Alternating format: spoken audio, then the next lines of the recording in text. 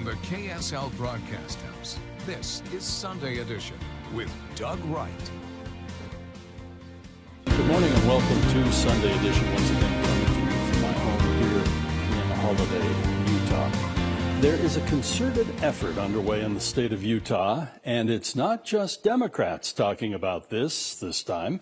It's Republicans, and that's ending the death penalty in our state. We'll obviously get into that a little later on. Plus, there's an entire generation, and as we acknowledge now, the 20th anniversary of the attacks on America, 9/11, there's an entire generation now that has grown up in the shadow of that event. In the Deseret News, a very, very interesting article where several of the millennials who have lived in that shadow talked about what it's been like for them to grow up in this environment. We'll be talking with one of our great friends. Katie will be joining us from the Deseret News. But of course, nationally, President Biden this week made vaccines and or tests for COVID absolutely mandatory in several categories. And that's what we wanted to talk about today with Jason Perry, who's the director of the Hinckley Institute of Politics. And Jason, first of all, thank you for joining us on the program today. It's been far too long since we've had you with us. Well, it is true. It's always good to be with you, though, Doug. Let's talk about the reaction, first of all, to the president. And it's kind of like he said, you know, my words, not his, but we're not messing around anymore. No more Mr. Nice Guy. This is what we're going to require for federal employees, those who are contract federal contractors, for those who employ over a certain number of people, 100 in this case. You know, we're going to get really serious. What is your reaction to the reaction that we're getting around the country? Because some are so excited about this and just feel great and it's about time. And others, it's really stirred up that proverbial poking the bear and stirring up the hornet's nest. Well, that's absolutely right. I mean, what's interesting about this is there is nothing less political now than it has been over the last 6-8 months, over the last year. And what you said is just so right.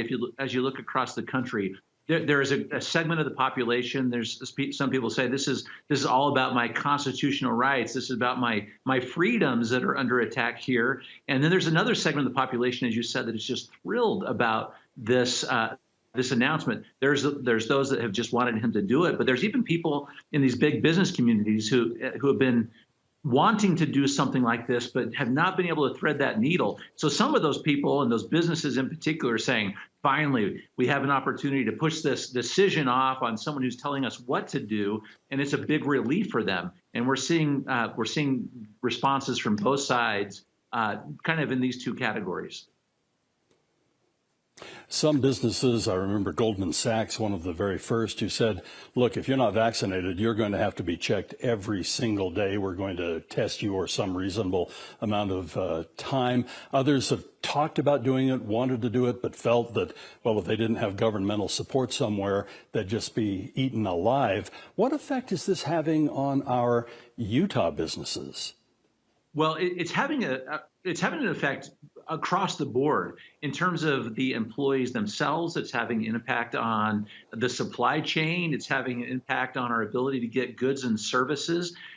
This issue as to how you keep a workforce healthy is center stage right now. And there are companies, as you mentioned, like Goldman Sachs, that just said, we're just going all in on this. But then we have some of these big employers around the country that have been trying to thread that needle with their own employees. But the reality is, whatever side of the aisle you are, or whatever position you take on this, we are all impacted by a healthy workforce or an unhealthy workforce. And the unemployment is one thing, but the cost of goods and services completely connected to that reality as well. Here in the state of Utah, our legislature has taken some actions that seems to have tied the hands of local governments, local organizations, and even the governor himself when it comes to mandates, masks, and things of that nature. How do you think this is going to go down with our Utah state legislature?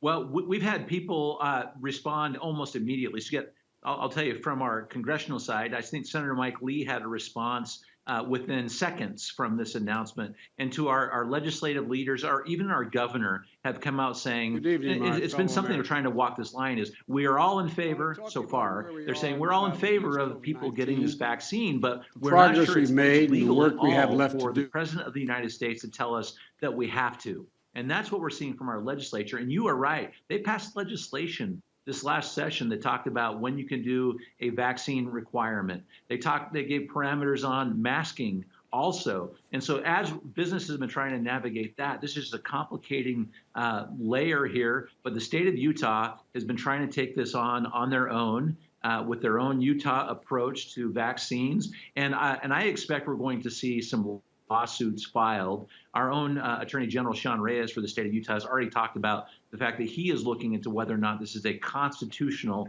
requirement. Here in the state of Utah, even back in the 1950s, long before there was officially an OSHA, as it were, at the federal level, we were in that occupational safety and health arena decades earlier than a lot of states. And in 1973, other things happened to protect workers in the state of Utah. Do you feel that the argument will be made that we've already done our part in the state of Utah and we have done enough and we'll take care of it here at the local basis? Yeah, I think we will hear some of that. What you said is so true. Putting this in a historical perspective is important. When there have been mandates for vaccines in the past, we were talking about something like polio, for example, or something, we've always had these very same arguments on the other side, and we're seeing them coming back now. What you said is right. For the state of Utah, this is we have a state OSHA plan right now that governs a lot of these kinds of things. So what I will tell you when it comes to the arguments and what's going to happen, what we think is likely to happen here now, because we have this state OSHA plan, is we'll have about 30 days to adopt a plan that is substantially similar to that has been put out by the federal plan. And so that's when we start talking about who will be brought into this net, whether it's state employees, private sector employees, potentially even universities will be part of that. And you're right, a lot of people in our legislature and otherwise are going to say, we have been doing our part. We have a plan in place that is working to some extent, although the reality is our numbers have continued to climb up on COVID cases. So it's a hard argument right now. It was pretty sobering a week or so ago when the head of IHC at a governor's press conference on COVID said, I hope none of you in this room who are not wearing masks have the Delta variant because, and then he described his condition and said, basically, you could kill me. I mean, there have been some very, very stark things. It will be most interesting to see how our state and the nation react to that. And we're out of time, but one quick thing. Do you think this is going to end up in the Supreme Court? It's going to end up in the court system. How quickly it could possibly get to the Supreme Court, we'll see. But I guarantee across the country, we'll see lawsuits filed in the very near future. Jason, thank you so very, very much for joining us today on Sunday Edition, the director of the Hinckley Institute of Politics, Jason Perry. Now, when we come back, the death penalty has been debated in the state of Utah before, but two very influential Republicans are behind a modification this time. That's coming up next.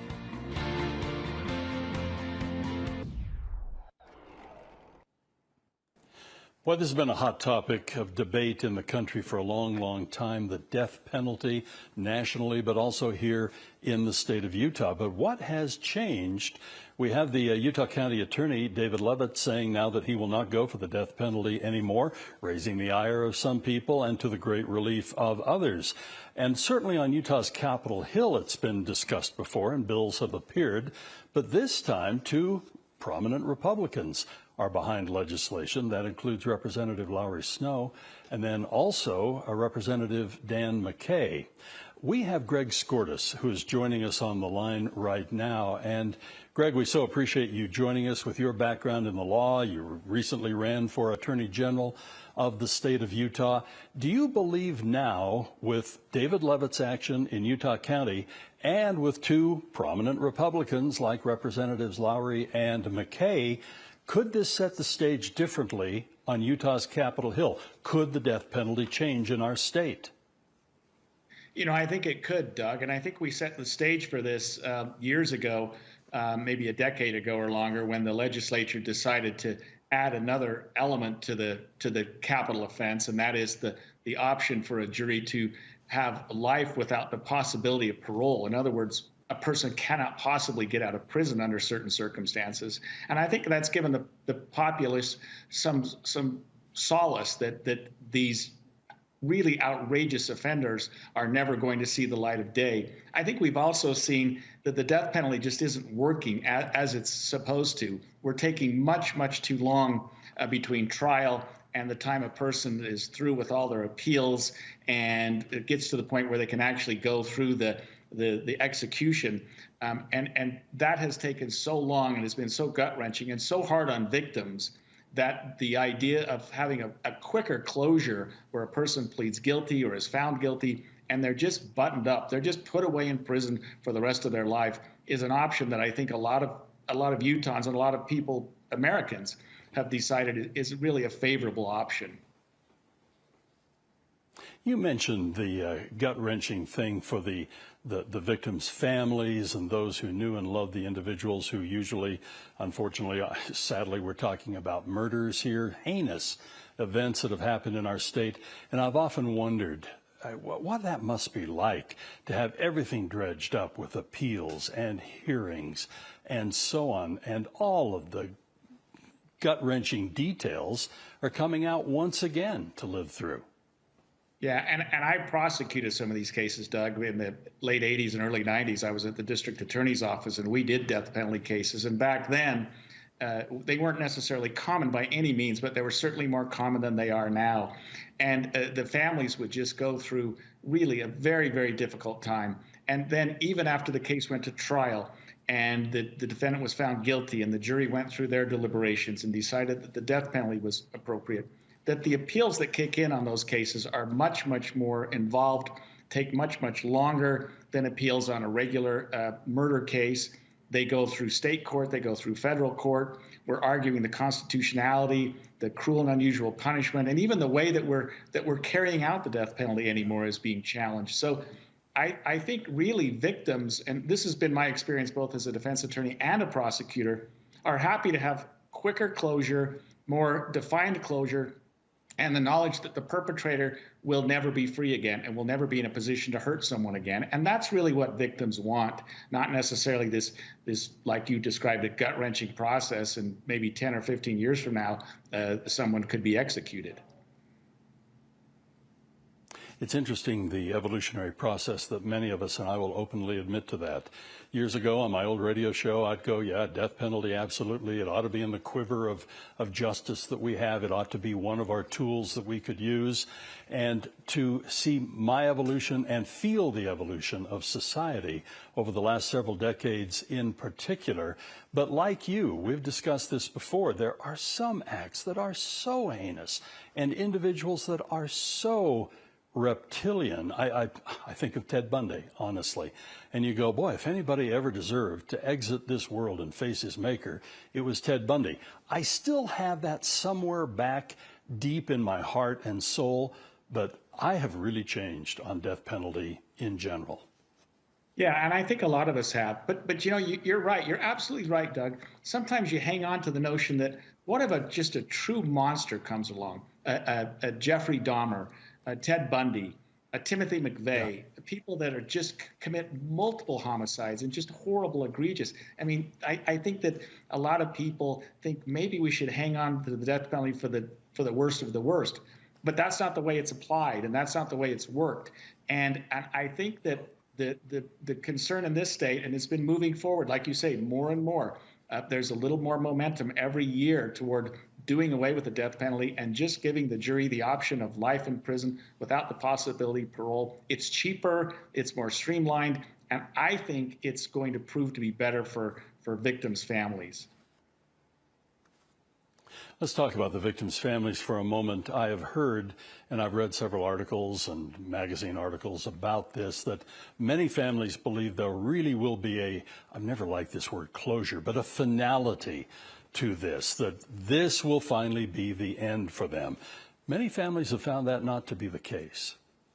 Yeah, and that's because of the appeal system. And it's a beautiful system we have in America, but it's also a tough system because it can take so long. And death penalty cases run through not only state court, but federal court. And we're talking about a couple of years between the Supreme Court of Utah, the District Court, the 10th Circuit Court, the United States Supreme Court. By the time you run through those appeals, we've had cases just in this state, Doug, where the time between the murder and the execution was more than a decade. And by the time you get around to carrying out the execution, it's really almost a different person that we're executing than that committed the crime. And that's not fair to victims either, because they have to wonder, are we going to lose this appeal? Are we going to lose that appeal? Are we going to have to go through this trial again? And I think prosecutors are sensitive to victims. They meet with victims, they talk to them, and they say, look, here's what's on the table. We can get a life in prison without the possibility of parole. Are you in favor of that? And my experience is that most victims feel that's an appropriate remedy to get the case behind them and, like you said, to move it forward. Greg, thank you so much. We always appreciate your expertise. And coming up next, we're going to talk about the anniversary of 9/11.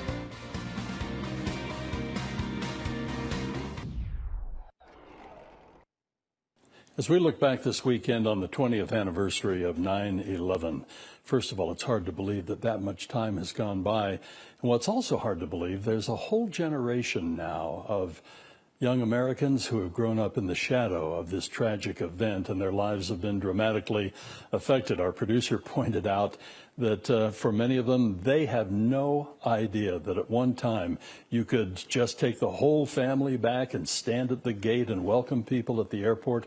What a different world 9/11 has brought about. And the Deseret News looked into this, and Katie McKellar, whom we'll talk to in just a moment, along with Mackenzie Romero, they took a look at some of the millennials who have grown up in this environment. And we do have Katie with us today. First of all, thank you for joining us. And I'm very curious, of the millennials that you talked to, how did you find them? And were they excited, or were they anxious to talk about their life in post 9/11? Yeah, I mean, these are Utah millennials. We put out a request on social media, any millennials out there in Utah who are willing to talk with us about this. And three of them, well, quite a few reached out and responded, but three of them, our schedules matched up, and we were able to do this roundtable discussion. And I mean, these are millennials that cared enough to engage with their local newspaper and cared enough about 9/11 to share their perspective. So that's how we found them. For many of us, this was one of the defining moments in our entire life. It's almost like for our parents and grandparents, it was December 7th of 1941. For us, it was 9/11. Did each of these individuals have a memory of the event themselves, or just living in the shadow of it? Yeah, each of them had a memory. So two of them were 32. One was 28. They talked about how some parts of the memories are fuzzy, but what they do remember is, not so much the details of what they were seeing on the television, but the fear of the fear in the eyes of adults around them, whether it was their teachers at school, their parents. They talked about watching it play out, like for those who saw it at school on these old TVs that we all remember that would be rolled out in our classrooms. And, Shearston, one of them, she talked about how she thought it was footage out of a movie, and she said, oh, cool, not realizing that something had gone terribly wrong until her mother had started to cry. So that's this unique perspective of these millennials who were kids when they saw this happening on television. Are they very conscious, Katie, of how dramatically all of our lives changed? But many of us have the comparison. They do not. Are they aware of just how much their lives were changed by this event? Yeah, what's so unique about millennials and the perspective of 9/11 is, they were old enough to remember it as a child and those fuzzy memories. But as they've grown up and matured, it's taken time for them to fully wrap their heads around what happened and how it changed the world. And so, this discussion kind of morphs into some things that these perspectives about issues like patriotism and privacy that as they've grown up, their feelings about have gotten increasingly complicated, obviously, as they've grown up and been able to understand these issues a bit more. I think of these individuals and this entire generation, they have never known a time in their conscious, certainly adult lives, when the United States has not been at war. And so recently with Afghanistan, we have been wrapping that up. Things are still awfully tense. As far as patriotism is concerned, do they feel, when you chatted with them, are they as patriotic as, or do they feel that they're as patriotic as the previous generations, or is it just a little bit of a different story? Well, what was unique about this, for example, one of the millennials we talked to, his name is Spencer Casperson. He had this very pure perception of the word patriotism as it related to 9/11, and he said, these feelings, to him, patriotism meant unity, but in conversing with the other women on the panel, and their names Kirsten and Whitney, they gave this perspective that it's not so simple, that as grief turned into hate and revenge, and the U.S. went full throttle into this war in Afghanistan, they talk about how feeling like the concept of patriotism was quote unquote weaponized, that it felt like it turned into something more divisive, something that got convoluted with the word nationalism. And instead of being a country that celebrated and embraced differences and equality for all, 9/11 kind of fed this fear of people who were different than us. And I think as these millennials have grown up and kind of seen what's happened in the 20 years since this horrific event, it gets complicated. But to them, they also did have this perception of true patriotism were the heroes that responded to 9/11, the people on those planes that tried to fight back, the firefighters and the police officers. Katie, it's been a great pleasure to have you on the show. Thank you so much, and I highly recommend reading the article at the Deseret News, where you can read it online, of course. And that does it for Sunday Edition today. Music and the spoken word.